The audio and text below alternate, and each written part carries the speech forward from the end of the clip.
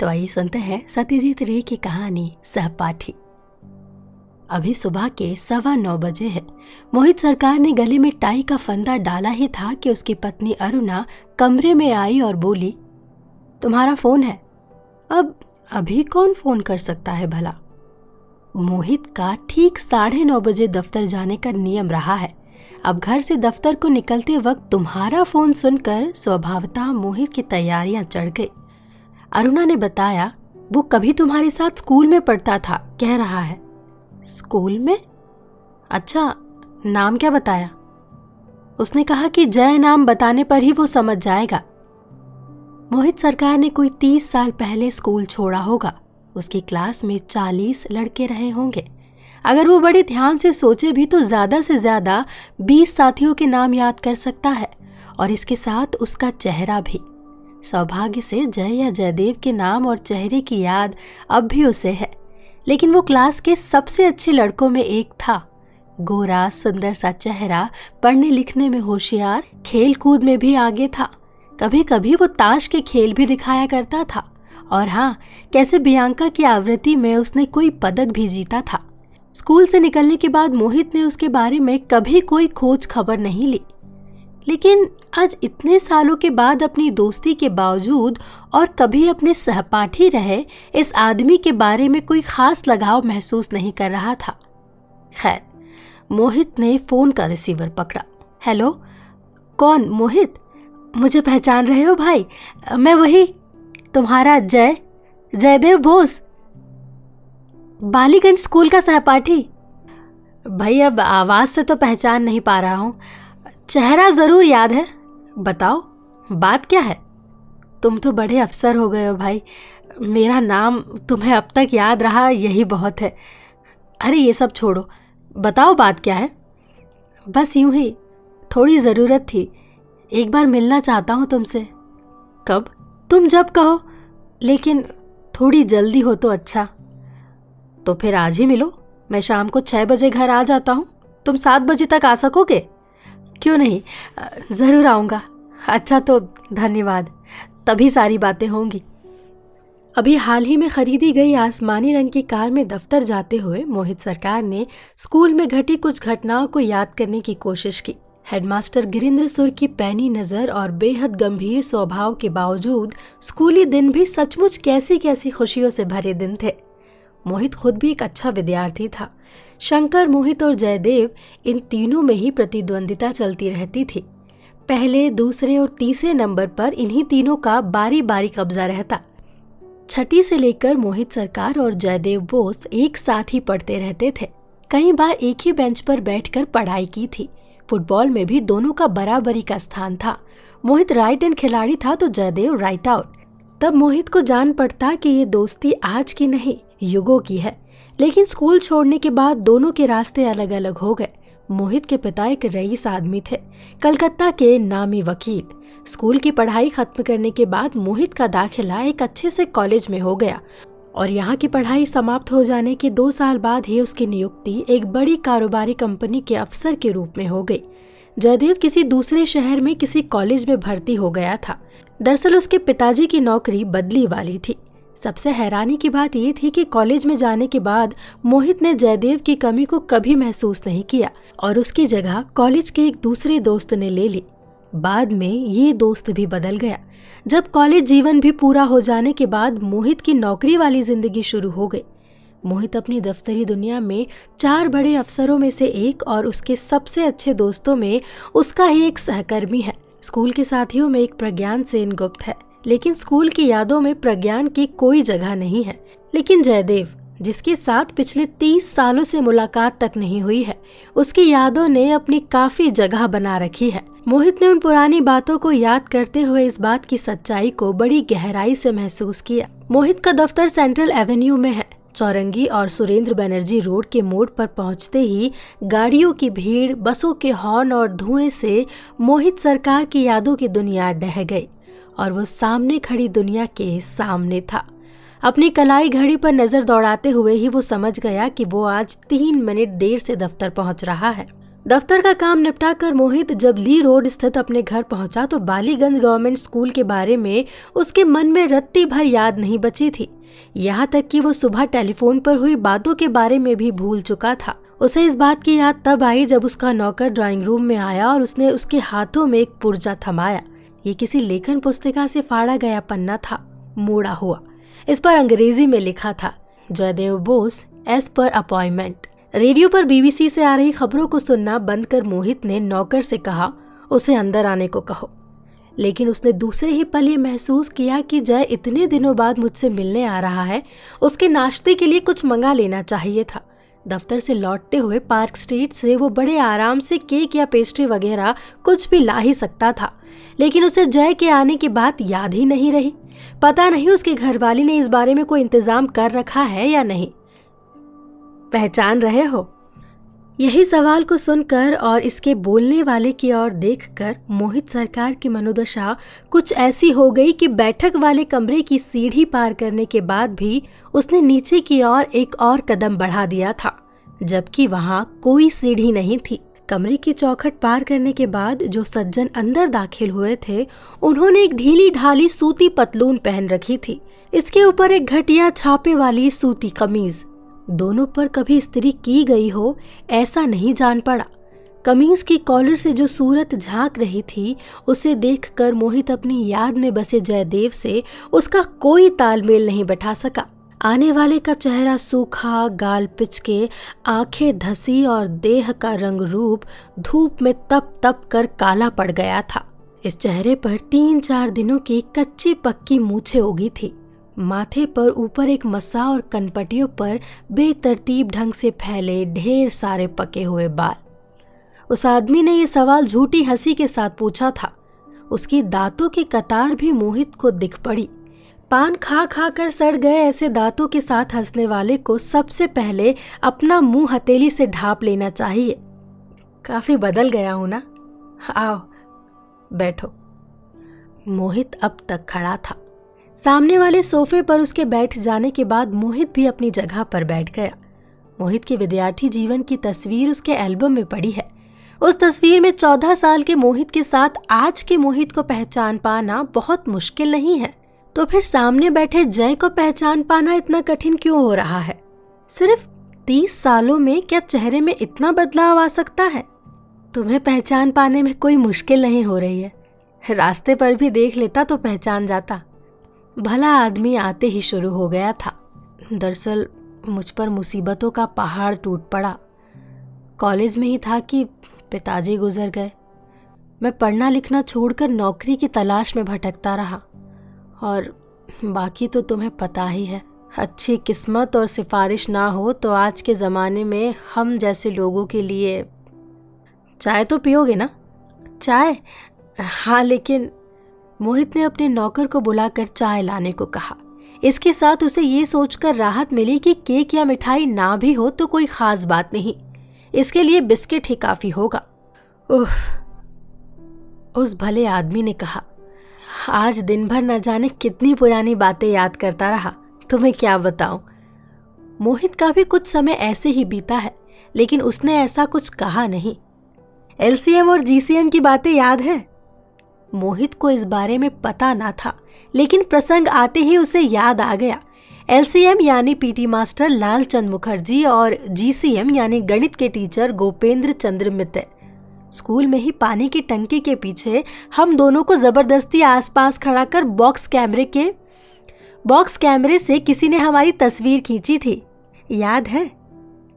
अपने होठों के कोने पर एक मीठी मुस्कान चिपकाकर मोहित ने यह जता दिया कि उसे अच्छी तरह याद है। आश्चर्य, ये सब तो सच्ची बातें हैं, और अब भी अगर ये जयदेव ना हो तो इतनी बातों के बारे में इसे कैसे पता चला? स्कूली जीवन के वो 5 साल मेरे जीवन के सबसे अच्छे साल थे, आने वाले ने बताया और फिर अफसोस जताया। वैसे दिन अब दोबारा कभी नहीं आएंगे। लेकिन तुम तो लगभग मेरी उम्र के हो। मोहित इस बात को कहे बिना रह नहीं पाया। मैं तुमसे कोई 3-4 महीने छोटा ही हूं, तो फिर तुम्हारी ये हालत कैसे हुई? तुम तो गंजे भी हो गए हो। परेशानी और तनाव के सिवा और क्या वजह होगी? आगंतुक ने बताया। हालांकि गंजापन तो हमारे परिवार में पहले से ही रहा है। मेरे पिताजी और दादा दोनों ही गंजे हो गए थे, सिर्फ 35 साल की उम्र में। मेरे गाल धंस गए हैं हाड़ तोड़ मेहनत की वजह से, और ढंग का खाना कहाँ नसीब होता है। और तुम लोगों की तरह मेज़ कुर्सी पर बैठकर तो हम लोग काम नहीं करते। पिछले 7 साल से एक कारखाने में काम कर रहा हूँ। इसके बाद मेडिकल सेल्समैन के नाते इधर उधर की भागदौड़, बीमे की दलाली, इसकी दलाली उसकी दलाली, किसी एक काम में ठीक से जुटे रहना अपने नसीब में कहाँ। अपने ही जाल में फंसी मकड़ी की तरह इधर उधर घूमता रहता हूँ। कहते हैं ना, देह धरे का दंड।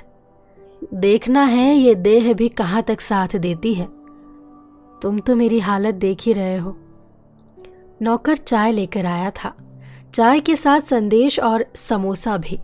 गनीमत रही कि पत्नी ने इस बात का ख्याल रखा था, लेकिन अपने सहपाठी की इस टूटी फूटी तस्वीर देखकर वो क्या सोच रही होगी, इसका अंदाजा उसे नहीं हो पाया। तुम नहीं लोगे? आंगतुक ने पूछा। मोहित ने सिर हिलाकर कहा, नहीं, अभी अभी पिए चाय। संदेश तो ले लो। नहीं, तुम शुरू करो। भले आदमी ने समोसा उठाकर मुंह में रखा और इसका एक टुकड़ा चबाते चबाते बोला, बेटे का इम्तिहान सर पर है और मेरी परेशानी यह है कि मोहित भाई की मैं उसके लिए फीस के रुपए कहाँ से जुटाऊं, कुछ समझ नहीं आता। अब आगे कुछ कहने की ज़रूरत नहीं थी। मोहित समझ गया। इसके आने के पहले ही उसे समझ लेना चाहिए था कि माजरा क्या है। आर्थिक सहायता और इसके लिए प्रार्थना। आखिर ये कितनी रकम की मदद मांगेगा? अगर 20-25 रुपए दे देने पर भी पिंड छूट सके तो वो खुशकिस्मत ही होगी, और अगर ये मदद नहीं दी गई तो ये बला टल पाएगी, ऐसा नहीं कहा जा सकता। पता है, मेरा बेटा बड़ा होशियार है। अगर उसे अभी ये मदद नहीं मिली तो उसकी पढ़ाई बीच में ही रुक जाएगी, और जब जब मैं इस बारे में सोचता हूँ ना, मेरी रातों की नींद हराम हो जाती है। प्लेट से दूसरा समोसा उड़ चुका था। मोहित ने मौका पाकर किशोर जयदेव के चेहरे से इस आंगतुक के चेहरे को मिलाकर देखा, और अब उसे पूरा यकीन हो गया कि उस बालक के साथ इस अधेड़ आदमी का कहीं कोई मेल नहीं है। आंगतुक ने कहा, अगर तुम 100-150 रुपए अपने इस पुराने दोस्त को दे सको तो वेरी सॉरी। क्या?